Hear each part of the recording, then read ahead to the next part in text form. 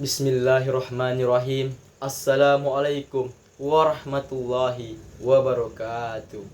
Segala puji dan syukur marilah kita panjatkan kepada Allah Subhanahu wa taala, Zat yang Maha mengatur segala urusan di langit dan di bumi.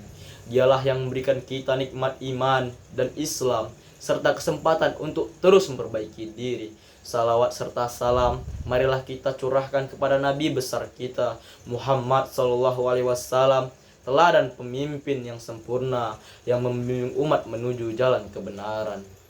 Hadirin yang dirahmati oleh Allah Subhanahu wa taala, tema ceramah kita pada pagi hari ini adalah sungguh berat pertanggungjawaban pemimpin di akhirat. Ketahuilah, menjadi seorang pemimpin bukanlah perkara yang mudah. Di balik kebesaran sebuah jabatan ada amanah yang begitu berat. Di balik kekuasaan ada pertanggungjawaban yang akan dipikul di hadapan Allah Subhanahu wa taala. Kepemimpinan dalam Islam adalah amanah, bukanlah kehormatan. Ia adalah tugas yang harus dijalankan dengan penuh tanggung jawab serta kejujuran dan keadilan. Allah Subhanahu wa taala juga pernah berfirman di dalam Al-Qur'an yang dimana berbunyi, sesungguhnya Allah menyuruh kamu menyampaikan amanat kepada yang berhak menerimanya dan menyuruh kamu apabila menetapkan hukum di antara manusia supaya kamu menetapkan dengan adil. Quran surah An-Nisa ayat 58. Ayat ini mengajarkan kepada kita bahwa keadilan adalah pilar utama dalam kepemimpinan. Seorang pemimpin tidak boleh berpihak kecuali kepada kebenaran. Ia tidak boleh tunduk kepada kekayaan, kekuasaan, atau hawa nafsu, karena semuanya adalah titipan yang akan dimintai pertanggungjawaban di akhirat kelak kepada Allah Subhanahu wa taala. Sungguh besar pertanggungjawaban seorang pemimpin, kawan. Hadirin yang dirahmati oleh Allah Subhanahu wa taala, dalam sebuah hadis Rasulullah SAW juga pernah bersabda yang dimana bunyinya adalah, setiap kalian adalah pemimpin dan setiap pemimpin akan dimintai pertanggungjawaban atas apa yang dipimpinnya. HR Bukhari dan riwayat Muslim. Hadis ini mengingatkan kita bahwa menjadi pemimpin berarti harus siap menjawab setiap tindakan, setiap kebijakan, setiap keputusan yang diambil. Amanah ini tidak hanya berlaku bagi para pemimpin yang besar seperti kepala negara, tetapi juga berlaku bagi pemimpin keluarga, pemimpin organisasi, bahkan pemimpin atas diri sendiri. Namun, apa jadinya jika amanah ini disia-siakan? Rasulullah SAW juga pernah mengingatkan, tidak akan seorang pemimpin yang mengurus urusan kaum muslimin lalu ia mati dalam keadaan menipu rakyatnya. HR Bukhari, riwayat Muslim. Hadis ini menyadarkan kita betapa beratnya dosa seorang pemimpin yang lalai, pemimpin yang tidak memperhatikan kebutuhan rakyatnya, yang menipu dan merugikan mereka akan dijauhkan dari rahmat Allah Subhanahu wa taala. Tidak ada alasan bagi seorang pemimpin untuk berbuat zalim, karena setiap rakyat adalah tanggung jawab di hadapannya Allah Subhanahu wa taala pada di akhirat kelak. Sungguh nauzubillah min zalik. Hadirin yang dimuliakan oleh Allah Subhanahu wa taala, marilah kita belajar dari teladan pemimpin besar dalam Islam.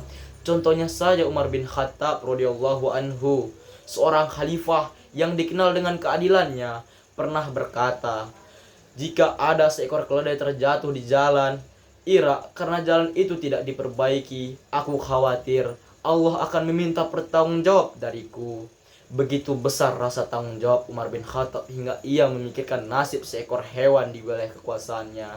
Karena ia sadar setiap peristiwa apapun yang terjadi di bawah kepemimpinannya akan ditanyakan di akhirat kelak. Sungguh nauzubillah min zalik. Sungguh berat pertanggungjawaban seorang pemimpin, teman-teman. Maka bagaimana dengan kita hari ini? Sudahkah pemimpin kita memikirkan rakyat yang kelaparan? Sudahkah mereka mencegah keadilan bagi yang tertindas? Ataukah mereka hanya sibuk mengumpulkan kekayaan untuk diri mereka sendiri? Hadirin yang berbahagia, bagi seorang pemimpin keadilan adalah mahkota dan amanah adalah pedang. Barang siapa yang memimpin dengan dalil ia akan mendapatkan tempat istimewa di sisi Allah Subhanahu wa taala. Dan Rasulullah SAW juga pernah bersabda, pemimpin yang adil adalah salah satu dari 7 golongan yang akan mendapatkan naungan Allah di hari kiamat, pada hari di mana tidak ada naungan kecuali naungannya. Hadis Bukhari, riwayat Muslim. Namun bagi pemimpin yang zalim, hari kiamat akan menjadi hari kehancurannya. Nauzubillahi min zalik. Yang dimana pada hari itu tidak ada kekuasaan, tidak ada jabatan, tidak ada pembelaan, hanya ada amal yang akan menjadi saksi atas apa yang telah dilakukannya selama di dunia. Sungguh nauzubillahi min zalik. Hadirin yang dirahmati oleh Allah, marilah kita berdoa kepada Allah Subhanahu wa taala agar para pemimpin kita senantiasa diberikan kekuatan untuk memimpin dengan keadilan dan kebijaksanaan. Dan bagi kita yang tidak memimpin negara, ingatlah bahwa kita juga memimpin atas diri sendiri, keluarga, dan lingkungan kita. Marilah kita jadikan diri kita teladan kebaikan, karena setiap langkah kita adalah amanah yang harus dipertanggungjawabkan di akhirat kelak. Sungguh besar pertanggungjawaban kita. Semoga Allah akan memberikan kita kekuatan untuk menjalankan setiap amanah dengan penuh tanggung jawab. Amin.